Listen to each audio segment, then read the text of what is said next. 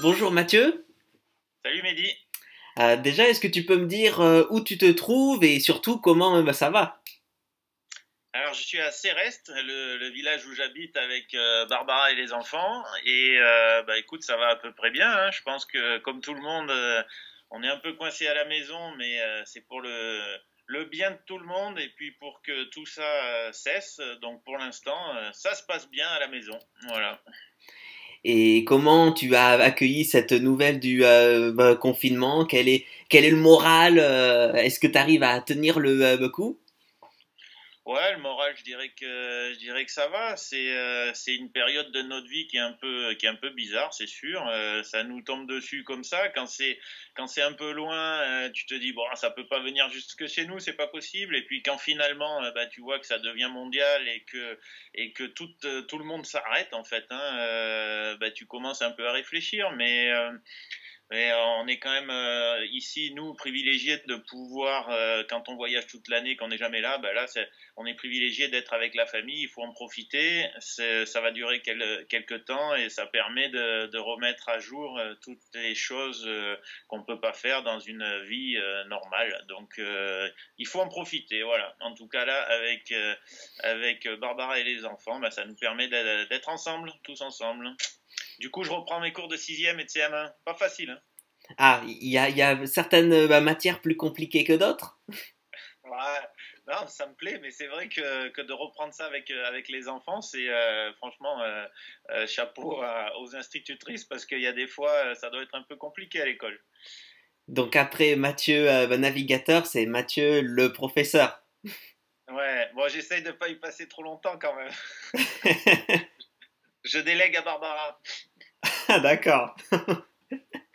Non, puis après, tu vois, comme tout le monde, bah, je m'occupe un peu de la maison, du jardin, du rangement, du triage. Je fais des gros tas qui vont aller à la déchetterie le jour où ça va réouvrir. Et puis voilà, on met d'aplomb un peu toutes les choses qui, je te dis, tout au cours de l'année, on n'a pas vraiment le temps de s'attarder là-dessus. Quand on rentre à la maison, c'est pour juste quelques jours, donc je profite de faire autre chose plutôt que ces corvées-là. Et là, c'est vrai que j'ai passé une première semaine assez active sur le rangement et la remise en état de la maison.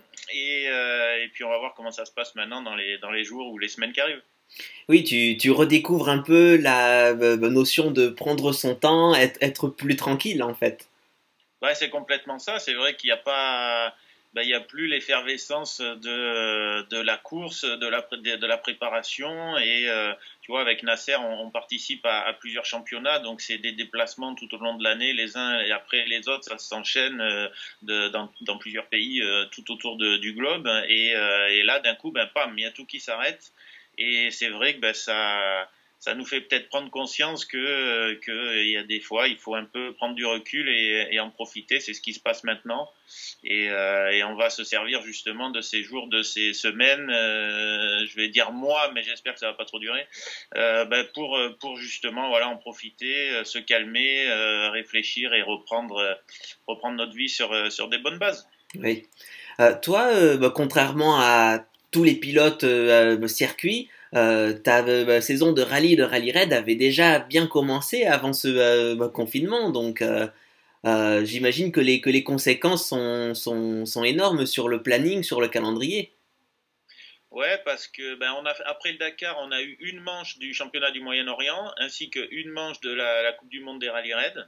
Et c'est quelque chose qui est très important et pour Nasser et pour moi et pour l'équipe de toute façon. Et là, ben, on ne sait pas trop comment ça va évoluer. Tu vois, il y a des courses qui ont été annulées, il y a des courses qui ont été reportées.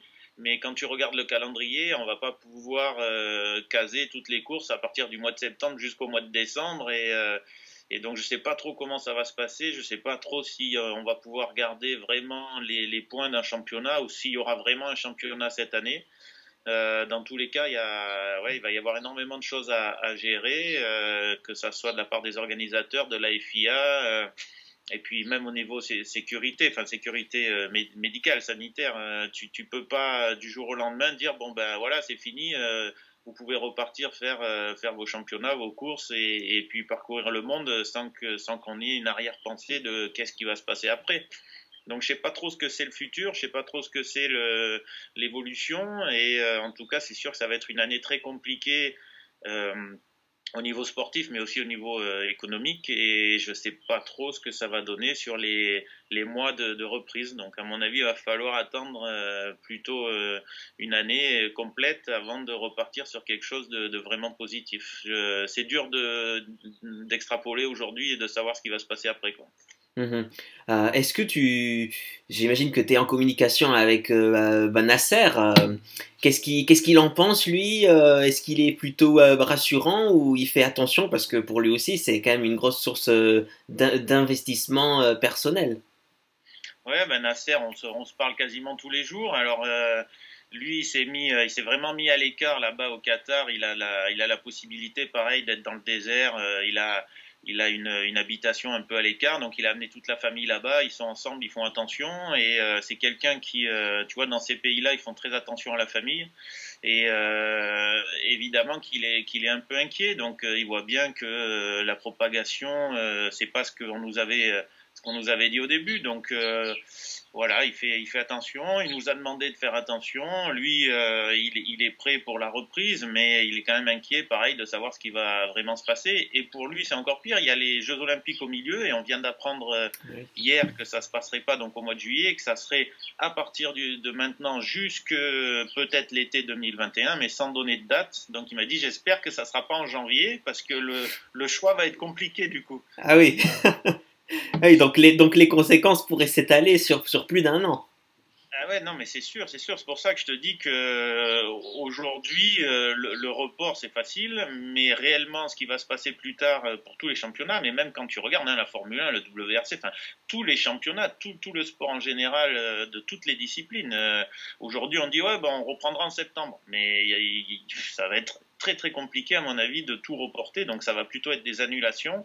Et, et pourquoi pas imaginer une année blanche, c'est-à-dire pas de résultats sportifs en 2020. Enfin, ça pourrait arriver, ça pourrait exister. Mhm. Oui, il va y avoir sûrement un effet entonnoir où il y aura pas assez de week-ends et de semaines pour tout caser. Oui, et puis il y a beaucoup de courses qui vont sauter. Donc au niveau des points, enfin, est-ce qu'on peut faire un championnat avec deux ou trois courses? Je sais pas. Mhm. Ça c'est pas moi qui vais décider de ça, mais ça risque d'être compliqué. Donc pourquoi pas ne pas avoir de résultats en 2020? Je veux dire, ça change pas grand-chose et on repart sur un vrai championnat en 2021 sur de bonnes bases. Oui, d'accord. Toi, personnellement, on sait que tu es un grand fan de VTT, de sorties en plein air. J'imagine que c'est l'enfer, le fait de ne plus pouvoir sortir ainsi librement. Alors oui, oui et non, parce que encore une fois, c'est vrai que là où j'habite, nous, on est privilégiés. J'habite dans un petit village. Moi, je suis de suite, je suis un peu à l'écart. Je suis de suite dans la forêt. J'ai de la chance d'avoir un peu de terrain autour de la maison. Donc, si vraiment je veux faire du vélo, et c'est ce que je fais, je prends mon vélo, je tourne autour de la maison et j'ai de quoi faire pour rester actif physiquement, parce que c'est vrai que de rester comme ça sans rien faire plusieurs semaines ou plusieurs mois, la reprise aussi va être compliquée pour le corps, pour le physique, et on doit rester en forme. Donc je fais tout ce que je peux un peu tous les jours pour profiter un peu de l'espace que j'ai autour de la maison. Mhm. Et concernant l'aspect navigation, est-ce que tu te remets des étapes entières sur ton ordinateur avec un cahier ou... Et là, pour ça, il y a la PlayStation, c'est bon. Ah PlayStation. oui, avec le fameux jeu du Dakar. Oui. Avec le jeu du Dakar. Non, réellement, non, je me suis pas mis devant l'ordinateur, devant les jeux, mais c'est vrai quand j'ai retrié un peu dans le bureau, tous les roadbooks, toutes les années, tout ce que j'avais un peu, et c'est vrai que ça permet de rester un peu dans le move de la course, même si on n'y est pas, et après, on est quand même à une période aussi charnière pour nous en rallye raid où tout change et tout évolue. Tu sais que le travail qu'on devait faire avant de préparation sur les cartes, sur les roadbooks, tout ça, ça n'existe plus maintenant. Donc, on est passé sur un règlement qui nous donne le roadbook le matin et la manière de travailler a un peu évolué. Donc, je dirais que c'est moins gênant que ça se passe comme ça maintenant, puisque le travail à fournir, il est à fournir maintenant en grande partie dans la voiture. Et c'est un travail de réflexion et d'adaptation pendant la spéciale. Et du coup, on travaille un peu sur l'expérience. Et bon, je pense qu'on est quand même pas mal placé avec Nasser.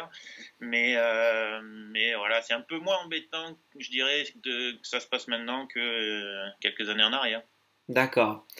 Oui, parce que ce procédé-là a été instauré sur quelques étapes du dernier Dakar. Euh, Ouais, mais on sait que maintenant, ça va être comme ça tout le temps. Donc, d'accord.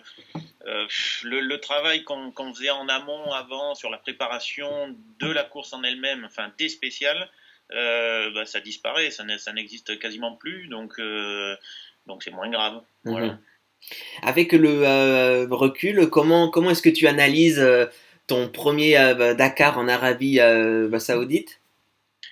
On est tous arrivés là-bas avec un mauvais a priori, forcément, un peu donné par les journalistes. Hein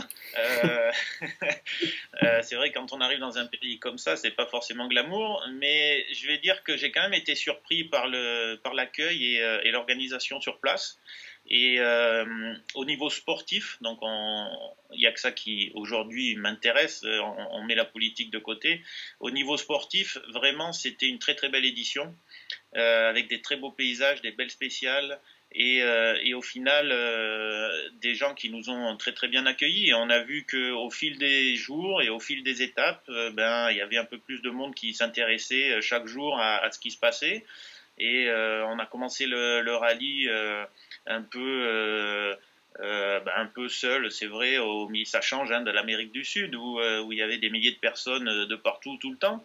Mais petit à petit, les gens s'intéressent et je pense que sur les années à venir, il va y avoir de plus en plus de monde derrière nous et pour nous soutenir, locaux, je pense, enfin je te dis.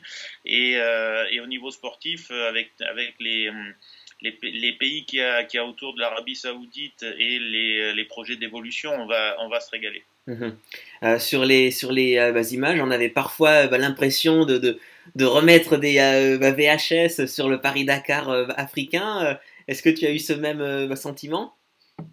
Oui, moi j'ai pas connu, mais c'est vrai que l'Algérie, on m'a dit l'Algérie, certaines parties en Libye, bon, ça peut ressembler aussi à des parties de la Mauritanie. Mauritanie, ça j'ai fait, mais c'est vrai que les paysages, les canyons, les endroits où on a roulé, les pistes sablonneuses au milieu de ces grandes falaises, c'est quelque chose d'extraordinaire. Et j'aurais jamais imaginé, en prenant le départ, me retrouver dans des scénarios aussi magnifiques autour. Donc vraiment agréablement surpris. Et puis une organisation vraiment au top grâce à David Castera qui fait que le rallye a, pour une première édition, alors forcément il y a toujours des petits loupés sur une première, mais franchement tout s'est super bien passé et on est tous repartis très contents et on attend maintenant avec impatience cette deuxième édition au Moyen-Orient. Mhm. Concernant l'avenir de la discipline, alors dans un avenir un petit peu plus éloigné, on sait que les buggy vont être mis de côté dans la catégorie Rennes au profit des 4x4. C'est forcément une bonne nouvelle pour les Toyota qui sont des 4x4. C'est une bonne nouvelle oui, pour les 4x4, mais je dirais même pour tout le monde, parce que le plus gros souci, et c'est pareil dans toutes les disciplines, hein, mais le plus gros souci, c'est la balance de performance. Et c'est dommage de jouer une épreuve ou une victoire juste sur les performances d'un véhicule et pas sur les performances de l'équipage et de l'équipe. Donc à partir du moment où tout le monde a la même base de véhicule, c'est vraiment après l'équipage en lui-même qui fait la différence. Et forcément, ça me plaît parce que le pilote va pouvoir démontrer qu'il est le meilleur pilote, aidé par son copilote et puis une équipe technique derrière qui fait que la voiture est fiable. Donc enfin avec tous ces éléments-là, je trouve que la bataille sera encore plus intéressante. Mhm. Enfin, est-ce que tu peux rappeler aux internautes le ratio de victoire que tu as avec Nasser? Parce il est assez impressionnant. ouais, j'ai calculé ça parce que j'avais un peu de temps là, la semaine dernière. Donc je crois que c'est 84 départs ensemble avec Nasser, ou 83, je sais plus, pour 54 victoires. Donc en fait, ça fait 65% de victoires sur toutes les courses auxquelles on a participé. Je pense que c'est pas mal. Oui, en fait, tu es un peu comme un pilote Mercedes en Formule 1. Hein. Ouais. Après, j'ai pas fait vraiment les abandons, mais il y en a pas beaucoup avec Nasser. Et quand c'est pas la première place, c'est vrai que c'est souvent des places encore sur le podium. Et ouais, je vais peaufiner en deuxième semaine, je vais peaufiner les statistiques. Ah, d'accord. C'est multitâche alors, Mathieu Baumel pendant le confinement. Ah bah, il faut en profiter, un peu le jardin, un peu les enfants, un peu tranquille, un peu de rangement, et puis on passe le temps comme on peut, hein, le sport au milieu, quand il fait beau, et on en profite. Bon, très bien. Bon, alors, on se donne rendez-vous le plus tôt possible alors. Hein. Ben, j'espère, ouais, j'espère, et puis que tout le monde reste bien chez soi, et plus vite on aura réglé ça, plus vite on se retrouvera sur les pistes pour aller reprendre nos championnats respectifs. Oui, le message est passé. Merci Mathieu et à très vite. Bye bye. Salut.